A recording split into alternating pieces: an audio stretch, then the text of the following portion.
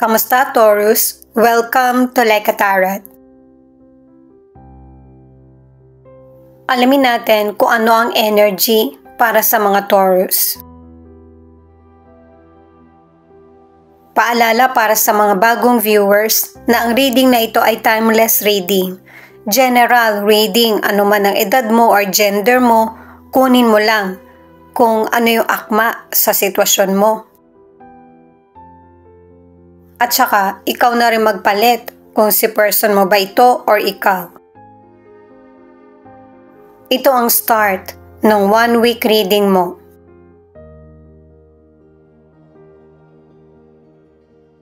The Emperor, the Hierophant,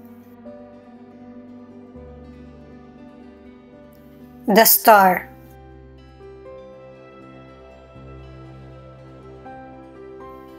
Pinapakita dito sa cards mo na may mali kang kahilingan sa tunay mong kailangan. Pero may person na darating or kakilala mo na magpapayo sa iyo. At saka, kakailanganin mo din ng spiritual growth para matama kung ano yung mga direksyon na dapat mong tahakin at bigyan ng focus. At saka pinapakita rin sa cards na ma-overcome mo kung ano man yung mga challenges na dumarating sa iyo. Para sa ilan sa career o negosyo, dahil sa tagal mo na rin sa trabaho mo, gamay mo na kung ano man yung trabaho mo o negosyo na sinimulan. May ilan dahil sa experience or pinag-aralan mo kasi talaga yung pinasok mong career or negosyo. Pero may ilang Taurus na hindi ka na happy sa itinatakbo ng career mo or negosyo. Kaya ang ilan sa inyo magpapalit ka ng career or negosyo na alam mong mas makakagaan para sa kondisyon mo or situation.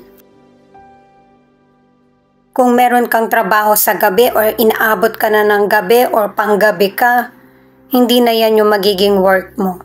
Mag-iiba yung sa umaga or maliwanag pa na trabaho ang hahanapin mo or mapipili. Para sa ilang single, makakamit ka ng potential person na loyal sa iyo. At stable din yung kita ng person na ito. Malapit mo na siyang makilala, pwedeng tagalugar nyo or katrabaho mo. Ito yung potential person na pareho nyo mararamdaman na nakalaan kayo para sa isa't isa.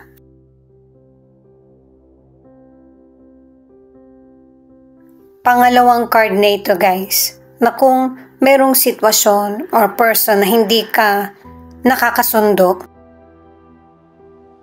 hindi man ngayon or hindi man masabi yung sorry, magkakasundo pa rin kayo. May person na tutulong or merong sitwasyon na ito yung magiging dahilan para magkaayos kayo. At manumbalik kung ano yung maayos na samahan. Person mo man ito, family member, or dating nakarelasyon, or kakilala. Yun yung relasyon na tinutukoy ng card. May iba naman na babalik ka na sa trabaho mo pagkatapos ng pahinga. Para naman sa ilan na nasa relationship, malaki yung pasasalamat ng person mo na ikaw yung karelasyon niya. At saka kahit hindi kayo nag-uusap or mag-usap, alam nyo na kung ano yung galawan nyo or kahit tinginan lang. Kasi itong person mo, ang ilang Taurus, pinipili na intindihin ka. Ano man yung situation mo or gusto mong ipaliwanag sa kanya. Ten of Wands, Ace of Swords, the Temperance. Dahil sa iba't ibang na-experience mo sa buhay mo, ay nagkaroon ka ng access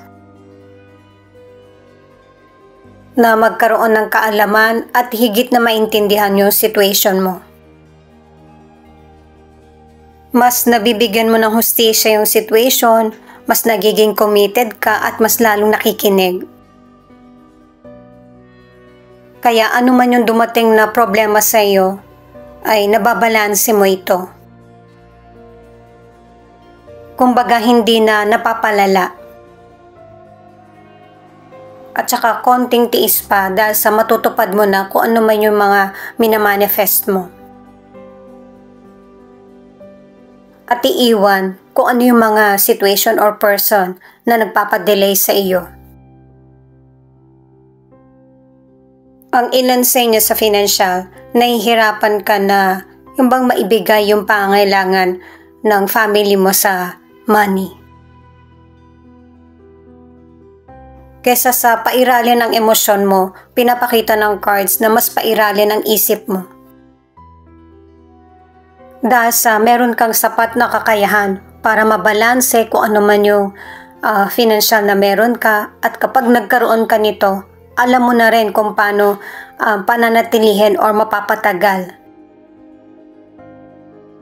Kasi magsisimula na magiging financially stable ka na. At paalala ng cards na itigil na or putulin na kung ano yung maling gawain pagdating sa pagmamanage ng financial. Para hindi ka na mahihirapan sa financial or mag-budget. Pero may ilan na didiskarte na para kumita at mabili pa rin kung ano yung gusto. May ilang single na sobrang focus ka na sa trabaho mo na nakakalimutan mo na mag-enjoy. Merong person na darating sa buhay mo na pwedeng maging kaibigan mo siya or maging karelasyon na mapapawi yung worries mo or kalungkutan. Itong card naman na ito ipinapakita na meron talagang sitwasyon sa buhay ng Taurus or kahit sa buhay ng ilan sa atin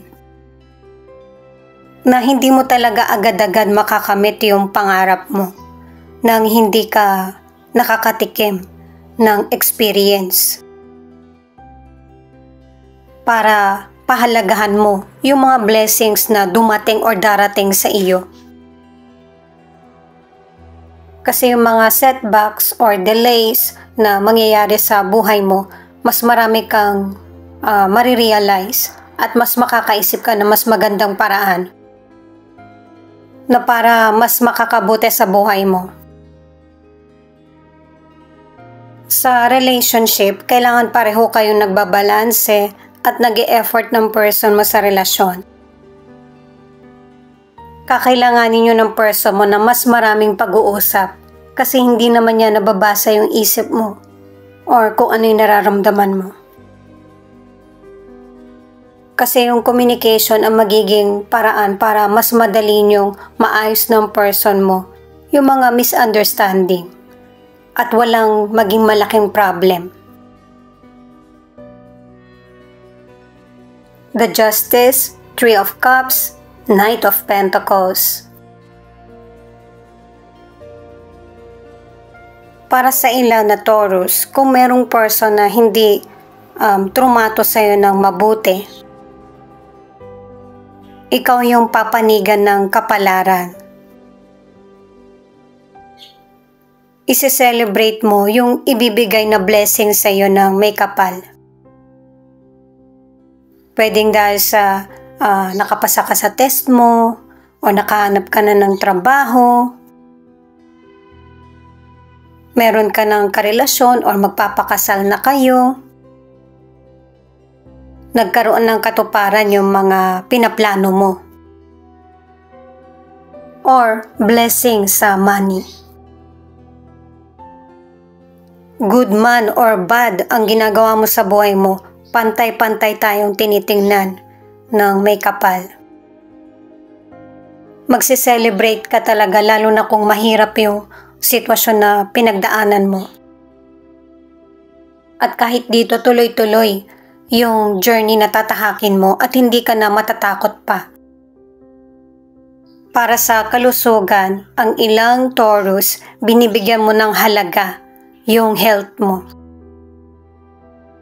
Naka-2 cards ka na para sa good health o kaya kahit may illness ka, nakakabuti sa'yo yung gamot na iniinom mo. Na ipagpapatuloy mo kung ano yung mga gawain mo. At ito yung katapusan ng problema mo sa health illness or kalusugan. Ang ilang single nagkaroon ng painful heartbreak or abandonment sa dati mong nakarelasyon. At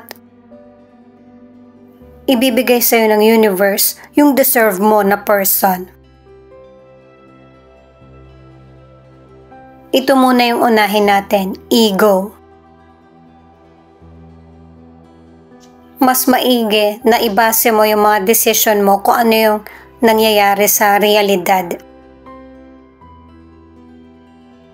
Ibalanse rin kung ano yung nangyayari sa paligid at sa mga gusto mo. Para maisasaayos mo kung ano man yung pagkakamali or hindi pinagkakasunduan sa kapwa mo man or sa person mo.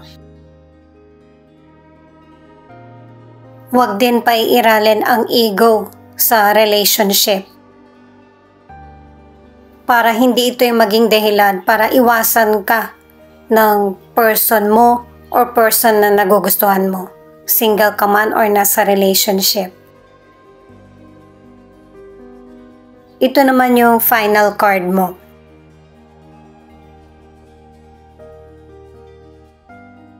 Itong the devil na card ang nagsasabi, pwedeng ikaw ito or person mo na walang kontrol sa sarili, sa mga sinasabi or ginagawa. Posible rin na ibang tao ito na nauhusgahan ka. Pero wag mong iisipin na anuman yung sinasabi ng person mo or ng ibang tao ay trap ka na sa mga maling paniniwala nila.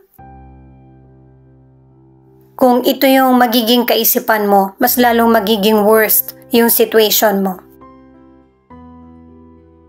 Kaya merong Ace of Swords at saka Justice sa cards mo kasi dapat na itong matapos na katulad ng sinasabi ng Ten of Wands. Ito yung dapat mo nang iwan na mga hindi makatarungan sa iyo. At saka ang ilang single, posibleng magbalik yung past person or dati mong kaibigan at saka meron ding bagong person. Hindi ka malilito sa kung sino yung pipiliin mo kasi pipiliin mo yung stable at secure na relasyon. Hindi yung person na iniiwan ka na lang basta. May ilan sa inyo yung dati mong naging kaibigan, magkakaroon kayo ulit ng communication, pwedeng online or magkikita kayo personal. At saka pipiliin ng ilang single yung bagong person. Wala dito sa cards na merong babalikan na nakaraan. Ang ilan sa relationship, napaka-practical kasi ng person mo sa umpisang mga cards pa lang pinapakita na ito. Kaya uunawain mo yung person mo at susundan mo kung ano yung mga gusto niya. Ito naman yung mga cards na pwedeng ipakita yung feelings mo at feelings ng person mo. Ang akala ng person mo, wala nang kasagutan kung ano yung mga nangyayaring mahirap na sitwasyon sa relasyon nyo or sa buhay niya. Pero ang totoo, nakakabuo na siya ng solution sa mga problems dahil sa experience. Maaari na pareho kayo ng person mo or ikaw na dinadalangin mo sa may kapal na magtagal ang relasyon nyo, na maging happy ang relationship nyo, at maayos kung ano man yung mga problema or darating na problema sa inyo. Yung connection mo sa may kapal, ano man ang relihiyon mo, ayan pinapakita pa rin na mas makakatulong sa inyo ng person mo. Kasi makakaramdam ka ng kagaanan sa damdamin mo at saka kaisipan kapag nagdadasal ka. May paunti-unting kaganapan na mangyayari sa buhay ng person mo. Ito yung matagal niya nang minamanifest or pinipilit na magkaroon ng katuparan. Magkakatotoo na ito. At yung matagal mo nang hinihiling na magkaroon ng magandang kita, magandang trabaho, ay magaganap na sa buhay mo. Sa totoo lang nandyan na eh. Dumating na yung magandang pagkakataon. Alisin mo or alisin ng person mo yung pag-aalinlangan sa sarili. Kung natatagalan man siya sa mga nangyayari sa buhay nyo or sa relasyon. Kasi nagpapatuloy yung buhay mo, buhay nyo ng person mo, nang hindi nyo nararamdaman na nandyan na pala at kailangan nyo ng aksyonan. At saka pinakita na sa unang cards na meron kang maling kahilingan na itatama ng universe. Matutuklasan mo na kung ano yung inilaan sa'yo ng universe na blessing. Ang ilan sa relationship, anuman yung pinagdaraanan nyo ng person mo na mahirap na sitwasyon, ay buo pa rin ang relasyon nyo. Secure at happy na relasyon. Taurus, Cancer, Aries. Kung bakit makakabuo kayo ng happy na relationship, kasi yung person mo makakasabay na sa'yo sa mga pananaw mo sa buhay at sa love. Ito naman yung mga letra na posibleng andito yung letra ng pangalan ng person mo or letra ng pangalan mo. Thank you nga pala sa mga nag-like, share, comment, and subscribe. Ingat po kayo palagi.